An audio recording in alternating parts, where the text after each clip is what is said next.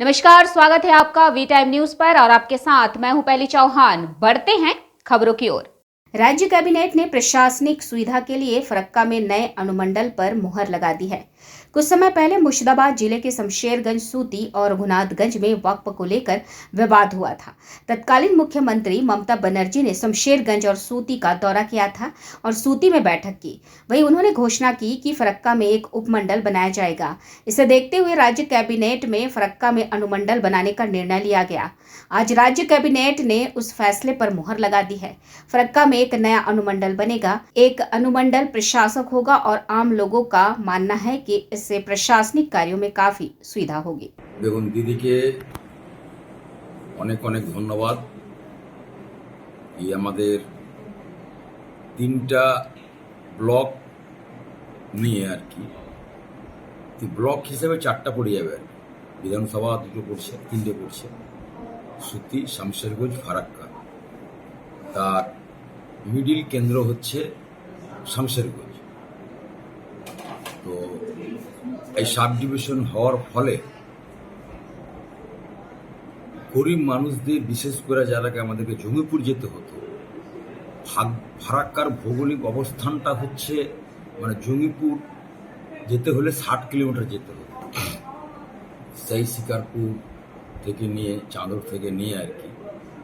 তো আমাদের শামশেরগঞ্জের মধ্যে হলে খুব ভালো। এবং কালকে মন্ত্রিসভার বৈঠকে স্বীকৃতি, মানে পূর্ণাঙ্গ স্বীকৃতি পেয়েছে আমাদের ফারাক্কা সাব ডিভিশন আর কি হচ্ছে। তার জন্য আমরা ফারাক্কাবাসী হিসেবে, শামশেরগঞ্জবাসী হিসেবে, সুতিবাসী হিসেবে আমরা দিদিকে অভিনন্দন জানাই কি এত সুন্দর এলাকার মানুষকে এই উপহার দেওয়ার জন্য। এখানে যেমন ধরুন সাব ডিভিশন হসপিটাল তৈরি হবে, এসডিও বসবে, এসডিপিও বসবে। এসডিপিও তো প্রশাসন হয়েই গেছিল।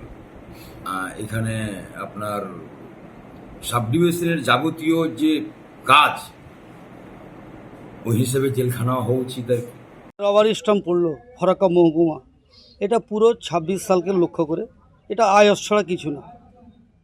এরকম কত রকম আবার রবার স্টাম্প পড়বে, শুধু এই আমাদের ফরাক্কা বিধানসভায় নয়, ফরাক্কা ব্লক বলে না, সারা পশ্চিমবাংলায় এই 26কে লক্ষ্য করে অনেক অনেক নতুন নতুন প্ল্যান, পরিকল্পনা ঘোষণা হবে। কত রকম রবার স্টাম্প লাগাবে, এগুলো ভোট বৈতরণী পার করা, তাছাড়া এগুলো কিছুই নাই। মানুষ কাজ পাচ্ছে না, পরিযায়ী শ্রমিক হয়ে অন্য রাজ্যে যেতে হয়েছে, এটা কল্পনা করা যায় না।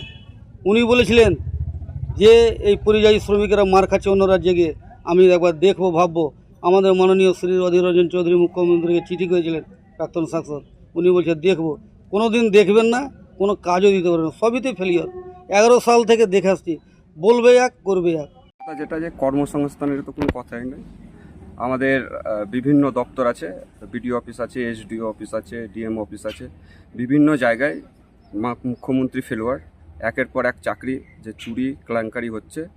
সেই যে মুখ্যমন্ত্রী আজকে মহকুমা ঘোষণা করেছে ফারাক্কায়, অ্যাজ এ আমি স্থানীয় হিসাবে দাবি করতে পারি যে উনি কী দ্বারায় চালাবে, কী দ্বারা পরিচালিত হবে, সেরকম কোনো স্টাফই নেই। সেরকম কোনো, আমাদের তো সামান্য একটা পঞ্চায়েত দপ্তর আজকে পশ্চিমবঙ্গের বিভিন্ন পঞ্চায়েত দপ্তরে কন্ট্রাকচুয়াল হিসেবে চলে। মানুষ দিনের পর দিন একটা কাজের জন্য 10 দিন 12 দিন ঘুরে বেড়ায়। তাহলে আমিও তো যে স্থানীয় মানুষ হিসাবে একটা এসডিও, একটা মহকুমা হবে, অবশ্যই সাধারণ মানুষের হয়তো ভালো হবে যদি ওনার মানসিকতা ঠিকঠাক থাকে। ওনার মানসিকতা থাকে যে সাধারণ মানুষের আমি কাজ করব, কিন্তু উনি তো সাধারণ মানুষের কাজ, আমার মনে হয় না যে এই একটা বিল্ডিং দাঁড় করিয়ে দুটো স্টাফ রেখে এসডিও হিসাবে ঘোষণা করে গেলে যে ঠিক হবে তা নয়। কিন্তু এসডিও একটা মহকুমা হবে, মহকুমায় বিভিন্ন দপ্তর থাকবে, বিভিন্ন দপ্তরের বিভিন্ন স্টাফ থাকবে, বিভিন্ন অফিসার থাকবে, তাহলে তো মানুষ পরিষেবা পাবে। আমি শুধু সাধারণ একটা বিল্ডিং দাঁড় করিয়ে দিলাম, ওখানে লিখে দিলাম যে এটা মহকুমা, তা তো হবে না। वी टाइम न्यूज के लिए मुर्शिदाबाद से मिलन सरकार की रिपोर्ट।